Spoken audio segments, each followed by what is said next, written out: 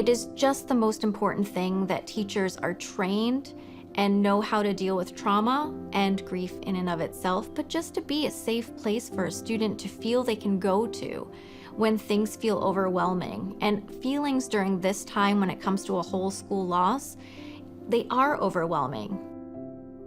Being able to support teachers who are grieving can be really challenging because oftentimes we're conditioned to think in a professional setting that we shouldn't be open about the emotions that we're feeling, that if people see that we're really struggling because of a loss, that they'll think that our ability to do our jobs is compromised in some way.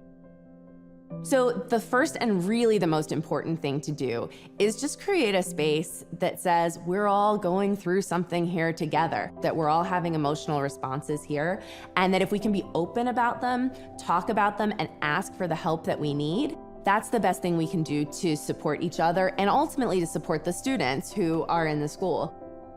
I would be encouraging the teachers to create a peer support for themselves, which means they all come together and they share their ideas, but they share their experience, because there is nothing more powerful than knowing that you are not alone.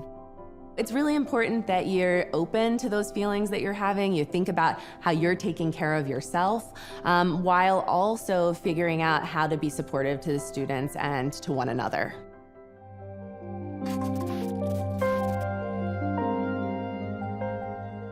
Identifying students at risk who might be in need of extra help when they're grieving can actually be really tricky because it can be really hard to parse out what is just normal kid and teen behavior versus what is grief-related behavior.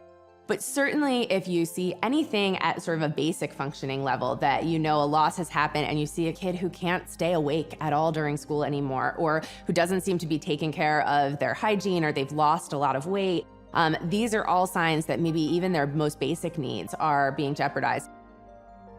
So if you started to notice that they're becoming more aggressive, not attending school, and symptoms of anxiety had been ramped up, are they showing symptoms of depression? I think that's the first place we want to make sure intervention obviously happens right away. We want to create a space where what we're saying to kids is, hey, I know you have been going through a lot right now, and it has probably been really hard to be able to prioritize school, to feel like school's important, to be able to concentrate on your schoolwork. I just want to hear from you about what's going on right now and think about what we can do to provide you the support that you need. Tell the truth using age-appropriate language, by using very simple language, using concrete language like death, dying, deceased. One of the things that we always encourage you to do is just get rid of any euphemism. We want to leave anything out that might be trying to round out some of those rough edges.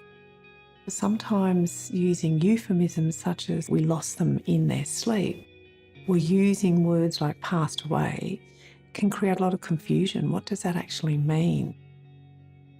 Another thing that you can do is just educate kids about how to support each other. Just helping kids to know what are some of the things that they can expect, what are some of the helpful ways they can be there for their friends, and just creating really a culture and a community that feels open to acknowledge grief and open to expect that grief is something that we're going to see and that we can really talk about openly and transparently.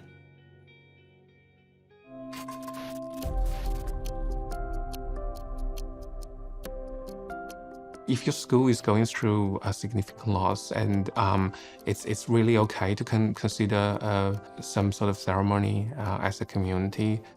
Going through that as a community can be quite important. One thing that we find can be really meaningful for schools is to do what we sometimes call creating an ethical will. And really what an ethical will looks like is thinking about what someone has left to you. Something that they taught you, that you observed in them, that you learned from them, a value that they had, something about them that you want to embody or continue to carry out in the world. So creating a space, sometimes in a hallway, or in the cafeteria, where you have a wall covered with paper where people can just go up and they can write down the ways that that person who's gone, that person who's died, impacted them in some way, what they've left them. You can have like a listening tree where students can go and speak to a tree which represents the person that has died. You can have an assembly where people may think about the strengths of the deceased and release balloons with a colour that represents their strengths. Grieving can feel different for everybody, and that's a really important thing to understand and remember. So what you feel while you're grieving may be different from what someone else feels. It's really important to understand people's cultures and what grief looks like for that particular culture. So for example, there are people from the Middle East who need to wail, and that represents the amount of love that they have towards a person who is deceased. Some cultures you can't actually use the deceased's name. So I would really encourage students to simply ask and be really curious, what do you do or what do you need? I think the most important thing, though, is letting them know that you are there, that you care, that they can feel whatever they feel and you'll still be there. When we love people, we love them forever, and that love is equal to the amount of grief we feel then. So just take it easy on yourselves and just remember that your heart is tender, and to be really gentle with that love and with that sadness and all of those really deep feelings that you're feeling around your loss. If you liked this video, you can find it and so many more at clickview.net. Sign up for free today.